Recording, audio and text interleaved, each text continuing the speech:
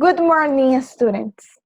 Buenos días, estudiantes. Welcome back to virtual class. Bienvenidos a la clase virtual. Vamos a leer lo que dice la palabra de Dios en Marcos 12:30. Ama al Señor tu Dios con todo tu corazón, con toda tu alma, con toda tu mente y con todas tus fuerzas. La palabra de Dios nos dice que debemos amar a Dios con todo lo que somos y con todo lo que tenemos. Y amar a Dios es obedecer cada uno de sus mandamientos. Amén. Recordemos que la palabra de Dios también dice que si me aman, guarden mis mandamientos. ¿Y cuáles son los mandamientos de Dios? Las leyes que Dios ha instaurado, que nos ha dejado en la Biblia para que nosotros podamos obedecerlas. Y cuando nosotros tratamos de obedecer cada uno de esos mandamientos, estamos amando y agradando a Dios. Así que yo te invito en este día, tú puedes inclinar tus ojos en señal de reverencia y puedas orar conmigo. Señor Jesús, te doy gracias, Padre amado, por un nuevo día más de vida, Señor. Gracias, Padre amado, por todas las bendiciones que me das a mi familia y a mí. Te pido, Señor, que me ayudes a amarte con todo mi corazón, con toda mi mente y con toda mi alma, Señor. Que cada día yo, Padre, pueda, Señor, cumplir cada uno de tus mandamientos. Sigue bendiciendo a mi familia, sigue bendiciendo mi casa, mi hogar, Padre amado. En el nombre del Padre, del Hijo y del Espíritu Santo de Dios. Amén. Today we are going to learn about past simple. Hoy día vamos a aprender acerca del pasado simple. Past simple verb tense is used when talking about actions already completed in the past. El tiempo verbal pasado simple se utiliza cuando se habla de acciones ya concluidas en el pasado. Structure. Vamos a ver la estructura in a positive sentences, en una oración positiva. En primer lugar, ponemos el subject or pronoun. Ponemos el sujeto o el pronombre. A un lado, vamos viendo el ejemplo que tenemos. Pusimos el pronombre he, que en español es él, plus verb in past, más el verbo en pasado, plus complement, más el complemento. El verbo que elegimos para este ejemplo es run, correr. En español, en presente, run, y en pasado, run. Como estamos hablando de pasado simple, tenemos que poner el verbo en pasado. Y el complemento sería en el parque, in the park. Entonces, leemos la oración. He ran in the park. Él corrió en el parque. To make a sentences in negative, para hacer oración en negativo, we use the next structure. Usamos la siguiente estructura. Subject or pronoun. Volvemos a usar en primer lugar el sujeto o el pronombre. Vamos a usar la oración que acabamos de hacer, pero ahora la vamos a transformar en negativo. Ponemos el pronombre he, que ya sabemos que en español es él. Luego la estructura nos dice que vamos a poner didn't. Didn't en este caso es el auxiliar que vamos a usar para las oraciones en negativo. Listo, ponemos he didn't. Luego nos dice la regla que vamos a usar el verbo en presente. ¿Cuál era el verbo en presente de correr? Run. Y por último el complemento. En el parque, in the park. Vamos a ver la diferencia entre la positiva y entre la negativa. En la positiva dice, he ran in the park. Usamos el verbo en pasado, mientras que en negativo, he didn't run in the park. Él no corrió en el parque. Vemos que usamos el verbo en presente. ¿Por qué? Porque el auxiliar ya está en pasado. ¿Cuál es el auxiliar? Didn't. Very good.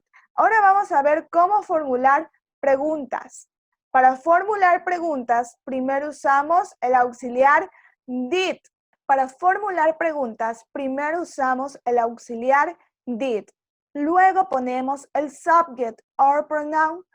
Ahora, la oración que hicimos la vamos a convertir en pregunta. Ponemos did y luego va he. Verb in present. Verb in present. Ponemos el verbo en presente, run, y luego el complemento que estamos usando en el parque. ¿Cómo quedaría la pregunta? Did he run in the park? ¿Él corrió en el parque? Los verbos en pasado simple se clasifican en dos grupos. Son regular verbs, los verbos regulares, and irregular verbs, y los verbos irregulares. Regular verbs, verbos regulares, and irregular verbs, y los verbos irregulares. What is the characteristic of regular verbs? ¿Cuál es la característica de los verbos regulares? La característica principal de este grupo de verbos es que en su terminación podemos ver que siempre va a tener la vocal E y la letra D. Vemos el ejemplo en la tabla. El verbo want, significado querer, y su pasado es went. Vemos que se le aumenta la E y la D. Así es con toda la lista de los verbos regulares. Vamos a leer todos los verbos. Rent, rent. Alquilar. Repeat, repeated. Repetir. Wait, waited. Esperar. Visit, visited. Visitar. Count, counted. Contar. Invite, invited. Invitar. Taste, tasted. Probar. Irregular verbs. What is the characteristic of irregular verbs? Entonces, ¿cuál es la característica de los verbos irregulares? Es que al ponerlos en pasado, su estructura cambia o su estructura se mantiene igual. En el caso del verbo pay, que es pagar, vemos que la estructura cambia cuando pasa a ser pasado. Por ejemplo, paid, paid. Cambiamos la Y por la I y por la D, ¿verdad? La reemplazamos. Y en el caso del verbo poner, put, put, el pasado es igual. Entonces, la característica de los verbos irregulares es que su estructura cambia en el pasado o se mantiene igual, mientras que los verbos regulares le aumentamos la E y la D al final de la palabra. Recordemos que la semana pasada estuvimos hablando del past continuous, el pasado continuo. Yo te quiero preguntar si me puedes decir rápidamente una característica del pasado continuo y una característica del pasado simple. La característica del pasado continuo es que su verbo tiene ing y el auxiliar es was y were. Y el auxiliar va en la oración positivo, en la oración negativo y cuando estamos preguntando. Muy bien. Y la característica del pasado simple es que la oración en positivo, su verbo va en pasado, y cuando es negativo usamos el auxiliar didn't, y cuando es pregunta usamos el auxiliar did. Ambos son pasados, pero recordemos que el pasado continuo era una acción que se estaba desarrollando y fue interrumpida, mientras que el pasado simple fue una acción que tuvo un final. En el siguiente cuadro nos podemos dar cuenta de la diferencia del past simple en past continuous, del pasado simple y del pasado continuo. Ella come en el restaurante. Esa oración está en presente. Ahora vamos a cambiar la past simple a pasado simple. She ate in the restaurant. Ella come en el restaurante. Muy bien, la regla nos dice que debemos de poner el pronombre. En este caso pusimos el pronombre she. El verbo está en pasado. El verbo es eat en presente y ate en pasado, in the restaurant. Muy bien, ¿cuál es la traducción correcta de eso? Ella comió en el restaurante. Ahora, esa oración yo la voy a poner en past continuous, en pasado continuo.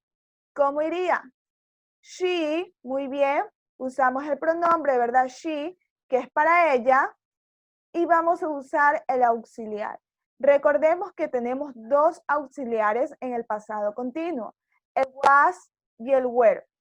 Cada pronombre va con un auxiliar diferente. En este caso sabemos que she va con was. Luego ponemos el verbo con ing y por último el complemento.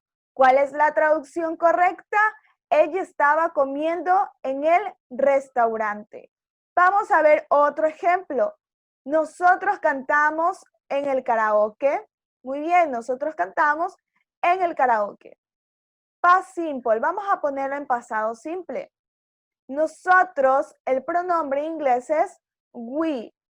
El verbo cantar en inglés es sing, pero como estamos usando el pasado, pero como estamos poniendo el verbo en pasado, el verbo pasado de cantar es sang.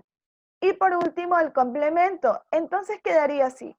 We sang in the karaoke. La traducción correcta es nosotros cantamos en el karaoke. Past continuous, el pasado continuo. Nosotros vamos a poner aquí el pronombre we. No olvidemos que en el pasado continuo tenemos que poner el auxiliar. Entonces, ¿qué auxiliar va con we? Were. Por eso pusimos were.